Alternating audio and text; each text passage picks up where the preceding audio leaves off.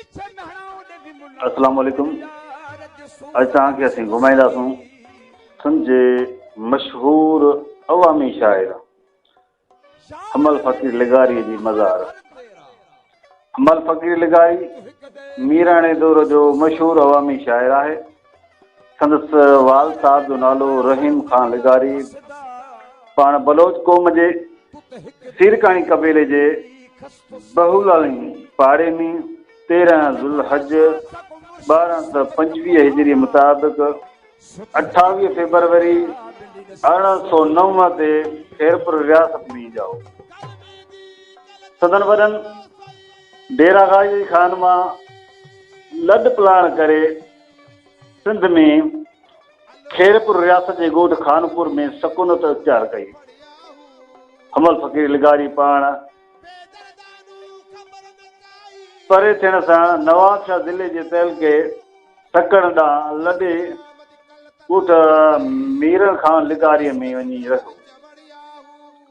हमल फ़कीर लिगारीअ खे नंढपण में ई इल्म जी तरबियत मिली, जंहिं करे फारसी, सिंधी ऐं सराइकी जेका संदसि मादरी ज़बान बि हुई में ख़ासि ॼाण हासिल कयईं।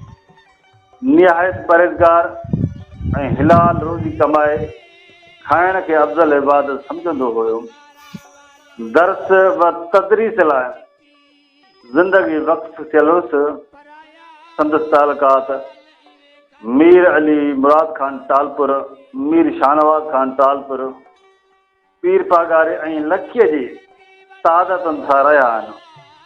पाण लावारीअ जे बुज़ुर्ग ख़्वाजा मोहम्मद हसन मदनी रहमतुल्लाह जो मुरीद हुयो ऐं हमेशह संदसि सना में क़सीदा, मौलूद ऐं बेंत चवंदो हो।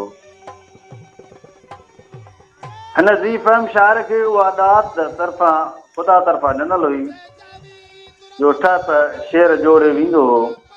शायदि उन्हनि लफ़्ज़नि लिखंदे वधा नथो थिए त हमल फ़कीर फितरतन शाइर हो, जंहिंखे मादर ज़ात चई सघिजे थो।